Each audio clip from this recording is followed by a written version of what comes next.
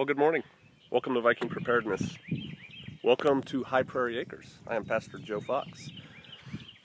I was reading in the Word this morning in 1 Peter. And in 1 Peter chapter 1, verse 15, we read, "But as he who has called you is holy, so be ye holy, so be you holy in all manner of conversation." And that's what I'd like to talk about today. The first word that I'd like to discuss in that little verse is conversation. See, it does not mean, as he who called you is holy, so you use holy words only. Only have holy conversation. Because the word conversation would better be translated as behavior.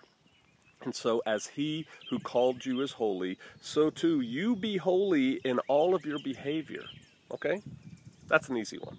So we are called to be holy. And you kind of get that, right? But what does holy mean? How is our behavior supposed to be holy? Does it mean that we are supposed to only think holy thoughts, think on holy things, and maybe we'll burn some incense and we'll have a halo around our head? Because see, that's what a lot of people think holy means. A lot of people think that holy means righteous, right? Or righteousness. Holiness they confuse with righteousness. And in fact, holy means set apart. Set apart. And we are called to be set apart, even as he is set apart. He chose us. He chose us as his people, and he wants us to be set apart. Now, you look at the church today. Look at the church today. Consider the church today.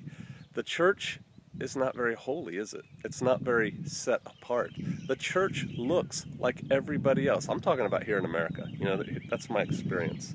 The church in America looks like everybody else. They value the things everybody else values. They eat the things everybody else eats. They wear the things everybody else wears. They have the same rates. They've done studies. It's easy. It's fun. You have a captive audience every Sunday, right? They've done studies on people, and there's the same rates of divorce and alcoholism and smacking your wife around in the church, the Christian church, as there is in the general population. So how is that being set apart? You can't tell a dime's difference between the average Christian and the average, pagan. Now, let's just call it what it is. The person who doesn't have God, right? And for those who call themselves Hebrew Israelites, how set apart are you?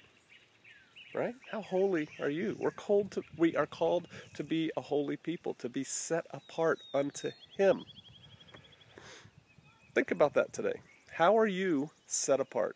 What are you doing to be set apart? Because see, when we read in 1 Peter 1:15 that even as he who called you is holy, so too be you holy in all of your behaviors, we're reading that we are supposed to be set apart. So we are supposed to take actions that set ourselves apart from the unwashed masses.